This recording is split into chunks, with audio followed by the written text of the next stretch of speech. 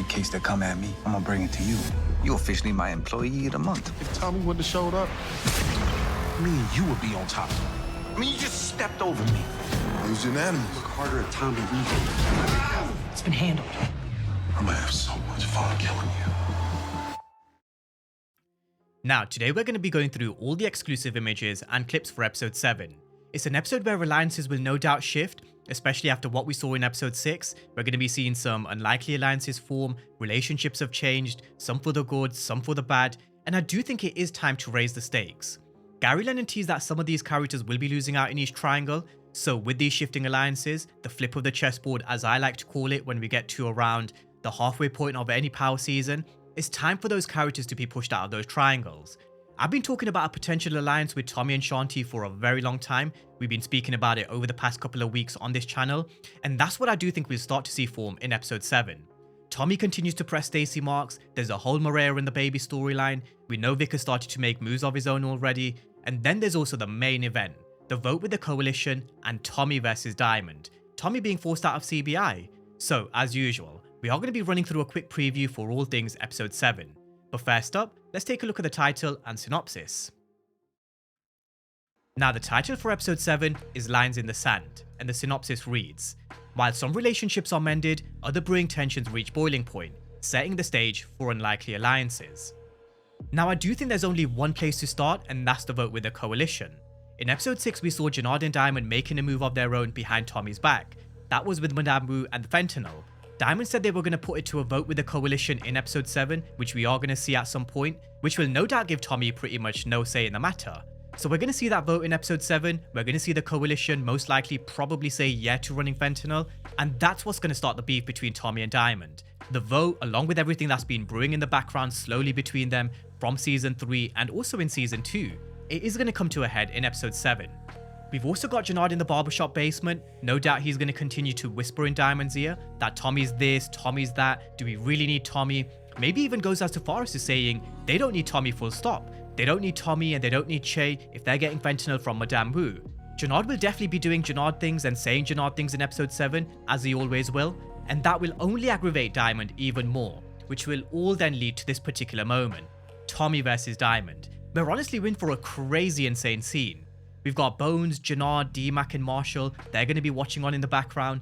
I don't think it's just going to be the fentanyl issue that makes Tommy and Diamond kick off. Like I mentioned before, I do think it is a combination of things which has been building for a very long time, and then we're going to see them get into it. We're going to see this fight between Tommy and Diamond. We've seen this scene where Tommy gets put through the table, and where Janard then tells him that he can't wait to kill him. It's going to be an insane scene. It's going to be a real insane ending to episode 7. It's going to be the moment where Tommy is finally forced out of CBI, where he then becomes that lone wolf. Now, we've also got Tommy and Stacy Marks. We know Tommy's got Stacy Marks in his back pocket at this moment in time. He's got her right where he wants her, but you can tell Stacy Marks absolutely hates it. She hates the fact that Tommy was able to turn the tables on her, where he's the one who now has the power and control. And I do think with what happens with Tommy and Diamond, he does need to keep Stacy Marks in his back pocket. But I really do wonder what actually happens with Stacy Marks. I mentioned earlier this week that Tommy is slowly starting to become isolated.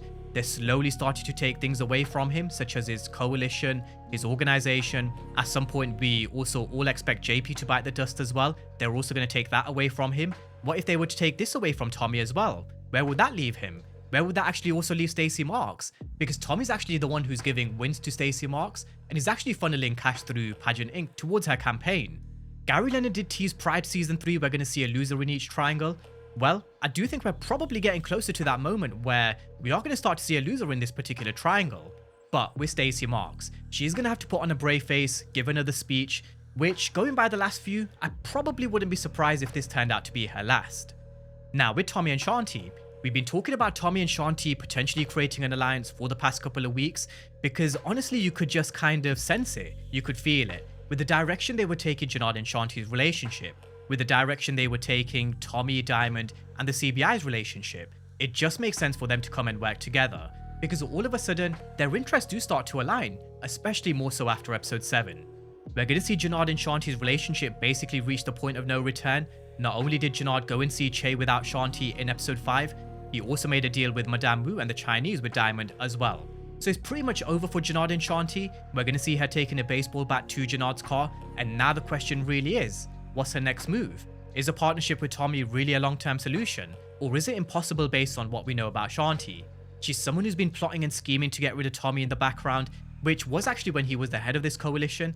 I guess that will no longer be the case after episode 7, but because of who Shanti is, what she's been saying in the background, because of what we've seen and what she's shown us, I do personally think Tommy needs to be very careful around Shanti, because if she does get the opportunity to rise to power at the expense of Tommy, best believe she's a character that will probably take that opportunity. Or does she see a partnership with Tommy as her best option going forward? Either way, I do think Tommy does need to be very careful. He can't trust Shanti 100%, but no doubt we're going to start to see these alliances form come episode 7. Now with Vic Flynn, we've got him in conversation with Bolo. I was also having a look at both of these scenes. This is one from the official trailer and this is the exclusive image. To me, it does look like Vic pulls the trigger in this exact same location, wearing the exact same outfit with the black leather jacket. Maybe Tommy's forced him to get rid of him because of the move against the Albanians, because that will definitely have some blowback. Maybe Vic's thrown him under the bus and he said he had no idea on the move on the Irish bars up north, and it was Jimmy and Bolo who did it, not him. So maybe it's a move that's forced by Tommy and Vic has no choice, because we do see Tommy and Vic putting a body in a trunk as well. Definitely expecting blowback from the move that Vic made with the Albanians, that's for sure. So let's keep our eyes peeled with the fallout from the Albanians. Now the final one on Vic, we're also going to see him in a conversation with Jenard.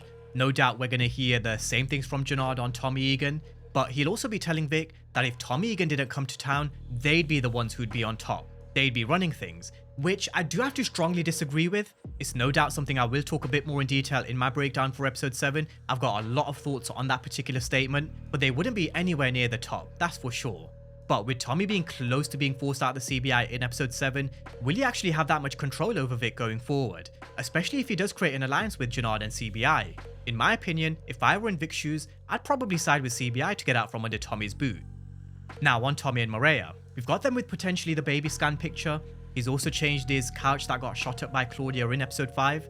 But the questions going into episode 7 and the home stretch around Maria is, will the baby survive? Will Maria survive? Has Stacy Marks given Maria something to think about? There was an exclusive that was released between Maria and Stacy Marks. She came in to see whether she could twist Maria's mind, work Maria for her own benefit, because she is very clever, strategic, and quite crafty. She wouldn't have got to the position she's in if she wasn't.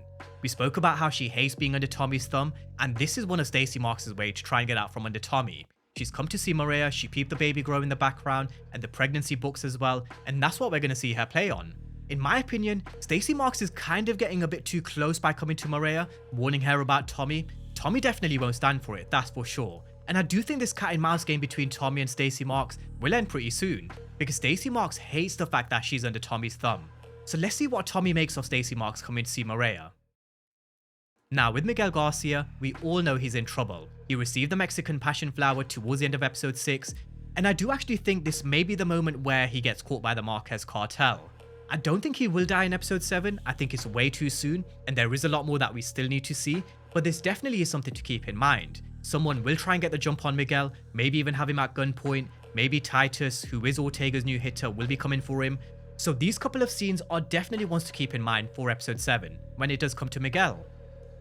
Now last but not least, we've got JP having dinner with D-Mac and Genesis. I'm not sure whether this will be JP's final dinner. Again, there are a couple of scenes that we still haven't seen between D-Mac and JP.